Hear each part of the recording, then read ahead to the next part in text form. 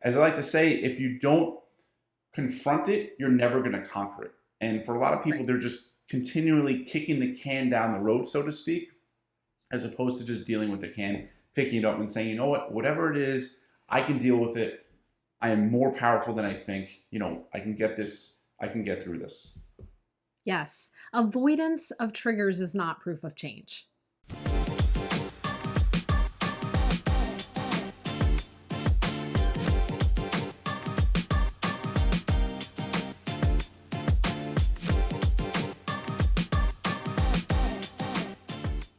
All right, I'm pumped, Adam. Big topic today. Are you ready? I'm ready. This is a good one. It is a good one, and it's one I think people are afraid of, but let's dismantle that today. We're going to talk about triggers.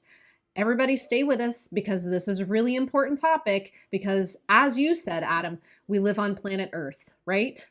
Yes. Was that groundbreaking? It might be. I sometimes wake up and I'm not sure. But here's the thing. We want sustainable health, right? For our clients, for those of you listening, we want everybody to have health that they can sustain for the long run. And I don't know, I haven't seen it yet. Please feel free to let us know if we're wrong. Adam, have you ever witnessed anybody successfully avoiding triggers for the rest of their lives?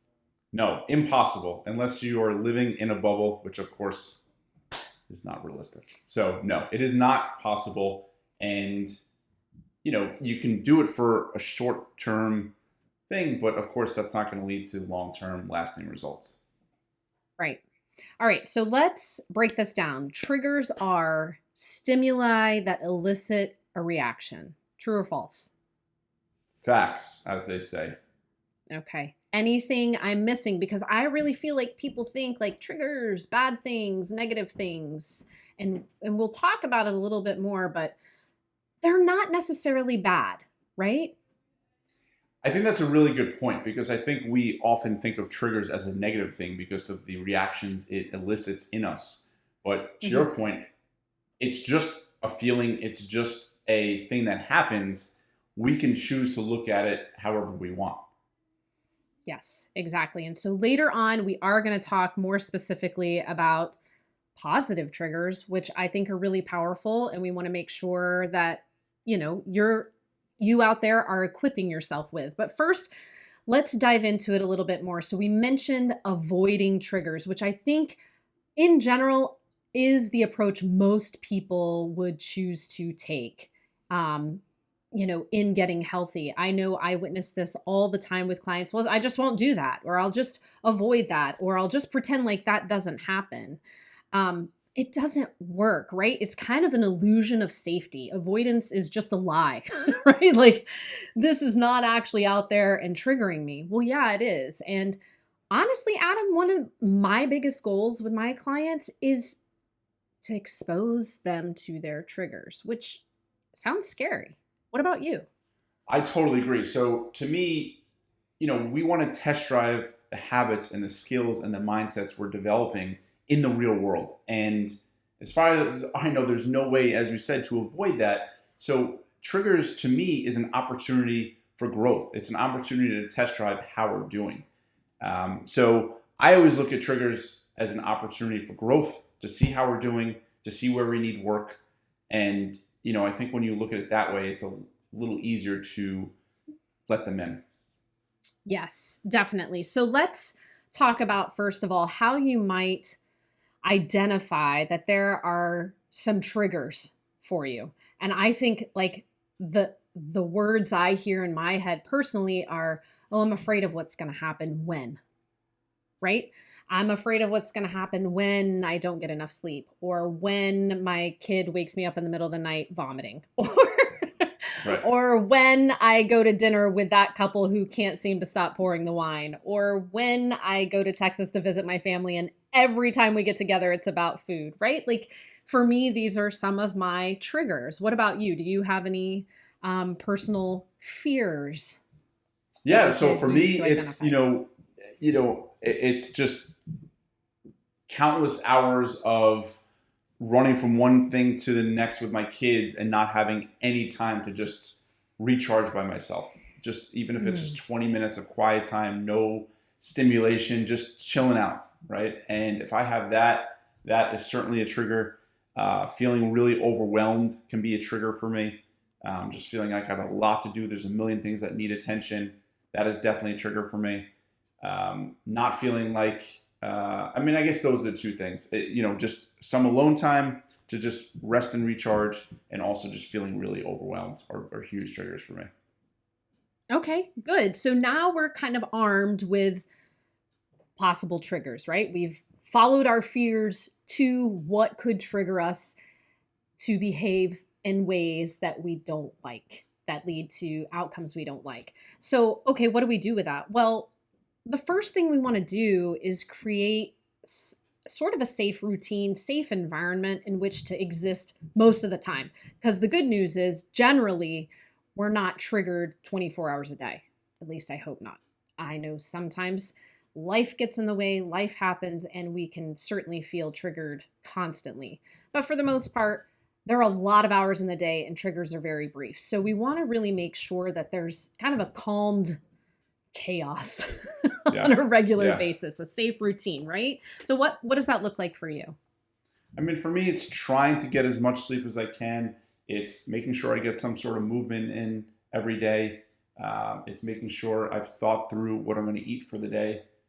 Like those three things I find really help. And on the flips, and also just making sure I get some quality time with my kids. Like I think those 3 to 4 things really keep me grounded and help me kind of deal with the inevitable, punches life throws at us. There you go. So once you have a safe routine in place, you're then in a position to start challenging yourself by exposing yourself to these triggers. And sometimes we do it deliberately, right? It's like, all right, like let's test drive this. Let's call up that friend that we sometimes have a hard time managing ourselves with and see how that meal goes. Or it's, when maybe your wife puts 5 things on your calendar for Saturday. It might not be deliberate, but that's just how the cards land. But you have a good bedtime routine. You have satisfying meals to turn to, and you have the confidence of executing that routine consistently. So a little spike in the trigger exposure isn't going to, make you crash and burn, right? Right. Yes, exactly. So that's really important because the thing is like you said, the only way we can detect that we've made any kind of progress in our health behaviors is to confront the triggers and see how we manage them. So let's talk a little bit about what to expect when you start exposing yourself to these triggers. What do you know about yourself? Like, what do you expect when all of a sudden your schedule is packed and you don't feel like you're going to get that downtime? Like, how do you feel? So I try to, I feel, a little stressed. I'm like stressed about the upcoming stress, right? Like the old, like there's nothing to fear but fear itself. Like I'm stressed Yeah. about how I know I'm going to feel. So I try to plan and prepare as much as I possibly can. I'll talk through it with my wife. But there are times where those triggers come on fairly quickly, right? And you can't really do anything about it. Um, but I try to recognize how I'm feeling. I always try to step away and notice my thoughts and notice how I'm feeling internally. And that helps a lot. But when possible, I try to identify the trigger points ahead of time. How about you? That's Yeah, I mean, I would definitely say like, I'm pretty good at keeping a calendar. I'm the wife in this situation, so I'm the one putting stuff on the calendar. But for sure, if I notice a busy time coming up or I'm finding myself in a period of a time crunch, I do like you. And I try to plan for those cornerstone pieces of my routine that really help support me in feeling my best so I can handle the stress of any triggers that come up. But you're right. Sometimes you're thrown a curveball and it's like, all right, the thing I tell myself, Adam, when that curveball comes at me, that trigger comes at me out of nowhere, it's okay if it's messy. It's okay if this doesn't go perfectly. You're going to be uncomfortable. I might use food, right? Which is not a normal thing that I do. I might abandon a workout, and you are going to feel tempted to beat yourself up for that, but don't. because you're just exposing yourself to something you're working on getting better at, right? And I think it's really the curveball opportunities that stand to show us how we're progressing the most. A lot of things happen with our clients, right? They lose jobs, they have to move houses, their kids leave home for college, or, God forbid, they get a divorce or there's a loss in their family. These are massive curveballs that, thank goodness, we don't have to deal with every day. So extend yourself grace, recognize it's going to be messy, and then you might falter and default to some old habits. But guess what? You've been working on things. You have new tools. You're aware, you're awake. You understand this is part of the process of acknowledging the progress you've made. What do you think about all of that? Yeah, I think that's a great point. And, I think as we're approaching the summer season, I know there's always people that say, hey, I'm going on vacation. Can I pause for a bit? Can we resume this in the fall? And to me, like, you really want to try to go through every facet of life, holidays, vacations, birthdays, anniversaries, whatever it might be, even sad events like sad anniversaries. My father's, passing, whatever, like those dates, like those can certainly trigger responses. And to kind of say, all right, well, I'm going to pause for these times and then resume once those are over, that's just perpetuating this on-off mentality, which is what we're trying to avoid. Because again, the whole key here, of course, is consistency. And a big part of that, as we said last time, is adaptation, your ability to adapt, your ability to upgrade your plan.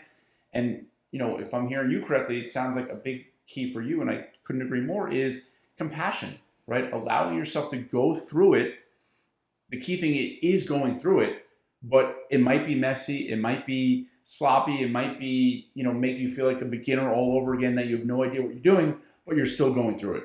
Because as I like to say, if you don't confront it, you're never going to conquer it. And for a lot of people, they're just continually kicking the can down the road, so to speak, as opposed to just dealing with the can, picking it up and saying, you know what, whatever it is, I can deal with it. I am more powerful than I think. I can get this. I can get through this. Yes. Avoidance of triggers is not proof of change, Right. right? The absence of them and the avoidance of them does not prove anything. Actually, it proves you're staying the same. So you have to be willing to confront it in order to recognize you are changing. And yes, I know sometimes it can seem so slow, like, oh my gosh, I'm still doing the same old thing. But you're not. If you're actively working on getting healthier, establishing a safe routine, making progress with your relationship with food and fitness, you're changing. Do yourself a favor. Go through the tough times working on that stuff, right? Right. Like that's where you prove to yourself, I am changing. Right.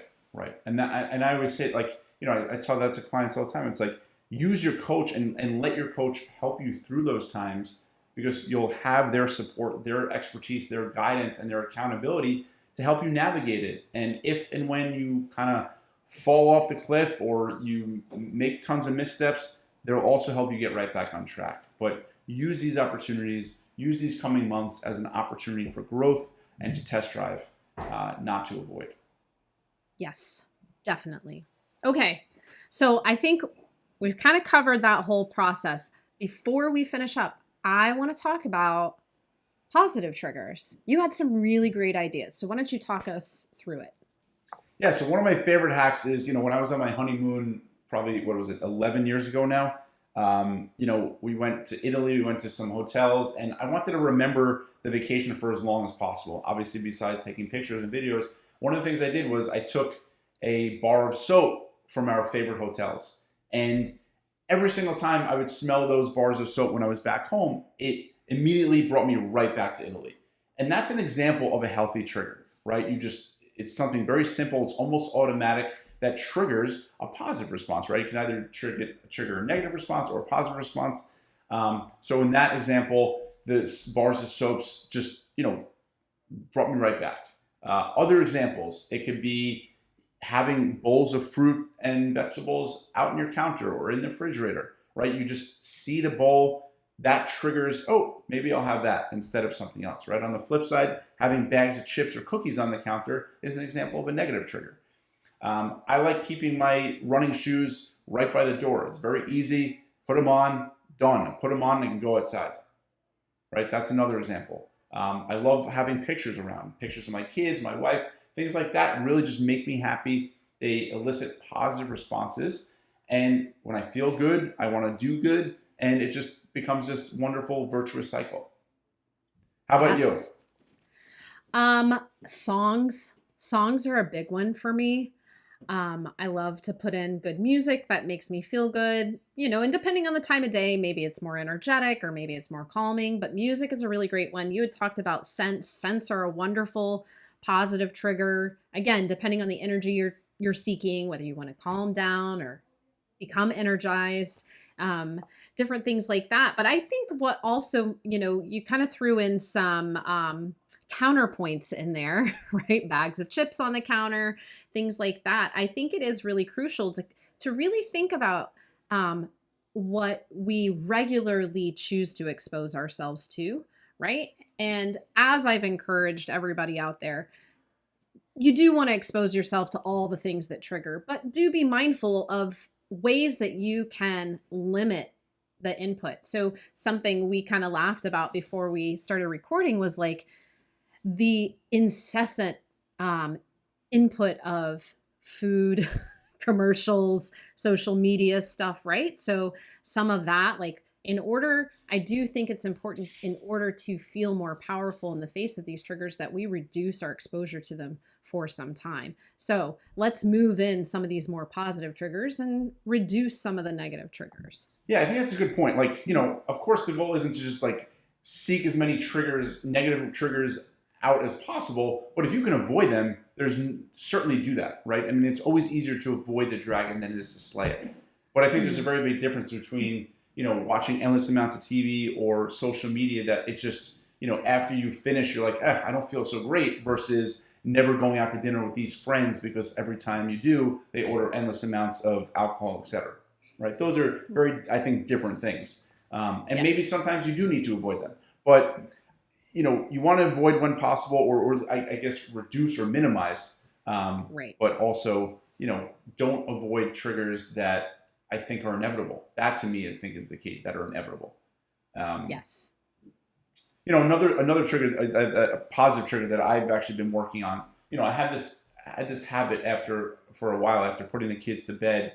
I would just plop on the couch and just scroll on my phone, right? So what I did, and it's been helping a lot, is I leave books around, right? So on the couch, I'll leave a book I'm reading, and that's great because now I just pop on the couch and I pick up the book, right? That just act of putting the book there, the book is there, I pick it up, versus me having to get up to get the book. And those are, I know it might sound like a simple thing, but that's an example of a positive trigger where it's the book is there, I start reading, right? And we do that for our kids. They love reading. We have their favorite magazines around, so they could just pick them up and read. Yes. Yeah. Again, putting things in your environment that expose you to what you want to develop, right? So creating positive triggers to remind you, ooh, there's this part of me that wants this thing. So we can manipulate the triggers, which is pretty powerful. Right. Make it easy to do good, in quotes. Good, because, but, make it easy to do the behaviors you want to do. Yes, exactly. All right, Adam, anything else we need to cover? No. Can I challenge you to summarize what we talked about? I will do my best. So we've definitely covered that triggers are just stimuli that elicit reactions, right? In fact, we just decided we can empower ourselves to create positive triggers in our environment. We do want to establish a safe environment from which to grow and gain confidence and to develop consistency and resilience so that we can perhaps deliberately expose ourselves to some of the triggers in our lives that have often sent us back into habits that we're looking to change. So the encouragement is develop a safe environment for yourself by reducing those triggers, grow some confidence, slowly expose yourself to those triggers. When you do, be present, learn, what am I feeling? What are my impulses? And how have I changed? Exposing yourself is the only way to know what kind of progress you've made in terms of your behavior for sustainable health. Did I I miss love it. anything? And just a quick thing, like when you expose yourself and you don't respond the way you wish you would have or expect yourself, don't beat yourself up, right? As Haley Oh, said, like that is part of the learning, right? You might feel like a very big a new beginner. You might feel like, what am I doing? I don't know anything, right? That is part of it. You have to stick with it versus just beating yourself up. Part of I always say if you practice something long enough, it becomes a routine. If you do the routine long enough, it becomes a habit. When you're still in that practice stage, there are times where you feel like you got this, you're an expert, and there are times where you feel like you don't know anything. Allow yourself yep. that grace. Um, Yes. and another thing I love is just your viewpoint, your reframe of a trigger. It doesn't necessarily have to be good or bad, right? And ultimately, our brain is the biggest label maker in the world. We get to choose how anything happens. We get to choose the label we put on it.